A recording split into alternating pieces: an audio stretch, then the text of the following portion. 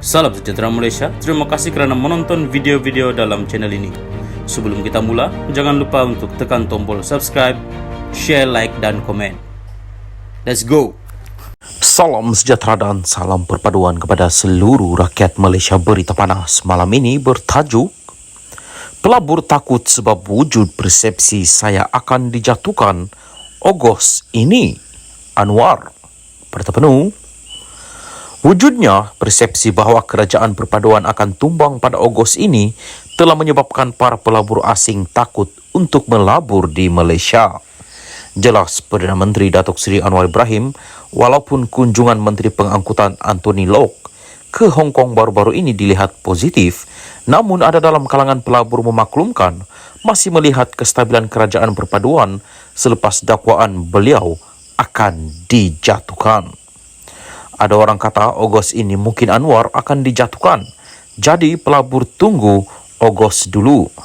Ada baiknya, iaitu pelabur lebih yakin dengan saya daripada mereka pihak yang menyebarkan dakwaan kerajaan jatuh. Dia, pelabur, kata kalau Anwar masih memimpin dan kerajaan masih stabil, dia lebih yakin. Tetapi kalau ganti orang lain, dia tarik balik pelaburan. Ini masalah sikit kepada ekonomi, bukan saya nak kempen untuk kerajaan perpaduan. Tetapi itu kenyataan, katanya pada program Temu Anwar di University Sains Malaysia, Islam Malaysia, USIM, dinilai pada Sabtu. Mengulas lanjut, Perdana Menteri menegaskan usaha meningkatkan ekonomi negara juga tidak seharusnya membebankan sebahagian rakyat, khususnya golongan susah. Menteri Kewangan itu berkata, beliau tidak sanggup menarik pemberian subsidi secara drastik seperti dilakukan Indonesia, walaupun tindakan itu boleh memberikan keyakinan kepada para pelabur.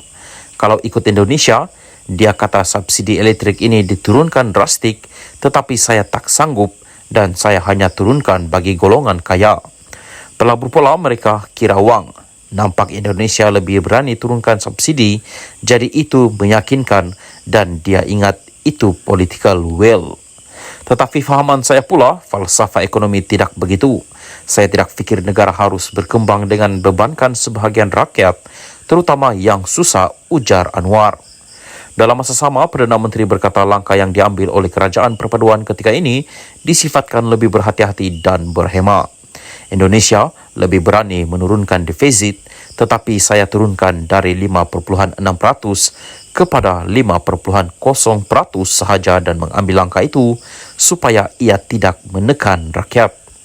Kalau defisit diturun secara drastik, macam mana nak buat asrama, nak buat fakulti perubatan atau baiki sekolah? Kalau setuju defisit diturunkan drastik, kita tangguh ini semua dan turunkan defisit bagi pelabur masuk. Tetapi saya ambil pendekatan yang lebih manusiawi dan menekankan esan, kata ahli parlimen Tambun itu. Salam sejahtera dan salam perpaduan kepada seluruh rakyat Malaysia. Berita seterusnya bertajuk Anwar jumpa KJ, pakar ekonomi bincang hala tuju ekonomi. Berita penuh. Perdana Menteri Anwar Ibrahim mengadakan perjumpaan dengan bekas Menteri Kesihatan Khairi Jamaluddin, ahli ekonomi serta pakar industri petang tadi untuk membincangkan hala tuju ekonomi negara. Tidak dapat dipastikan peranan yang dimainkan Khairi dalam pertemuan itu. Khairi dipecat oleh UMNO pada akhir Januari yang dilihat sebagai langkah menyingkirkan pengkritik Presiden Parti Ahmad Zahid Hamidi. Naib Presiden UMNO Johari Ghani yang sebelum ini menjadi Menteri Kewangan II semasa pentadbiran bekas Perdana Menteri Najib Razak turut hadir.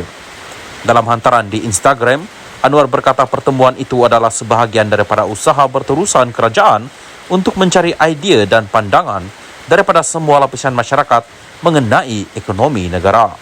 Perbincangan turut menyentuh bidang pertumbuhan baharu dan kaedah untuk memperkukuh ekosistem pelaburan. Segala pandangan yang dikongsikan pastinya akan digunakan untuk membentuk naratif ekonomi madani yang sedang dirangka bagi mencorak hala tuju ekonomi negara dalam tempoh jangka masa sederhana dan panjang, katanya. Pada Isnin, Anwar berkata naratif ekonomi madani akan dilancarkan pada Ogos sebagai panduan untuk hala tuju ekonomi negara yang lebih jelas.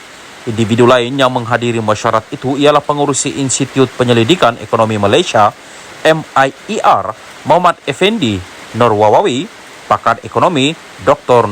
Nung Sari Ahmad Radhi, pengarah Institut Pembangunan dan Kemajuan Inklusif Malaysia Universiti Kebangsaan Malaysia Nur Azlan Ghazali, Ketua Setiausaha Khazanah Johan Mohamud Meriken, dan Ketua Setiausaha Kementerian Ekonomi Nur Azmi Diron. Anwar menambah, pakar ekonomi yang hadir pada mesyuarat hari ini bersetuju bahawa kerajaan mempunyai masa yang terhad untuk mengatasi cabaran yang membelenggu ekonomi negara bagi mengembalikan Malaysia ke landasan yang betul. Saya faham, sebarang reformasi atau pembaharuan memerlukan disiplin dan kesabaran. Ia juga memerlukan keyakinan serta keberanian untuk melakukan perkara yang baharu dan membuat keputusan yang berat untuk kepentingan rakyat dan negara. Namun, kerajaan ini tekad dan akan bekerja keras untuk memacu pertumbuhan yang inklusif dan mempan. Pertumbuhan ekonomi bukan tentang angka semata-mata, tetapi mesti menggarap keperluan serta kehendak rakyat, katanya lagi.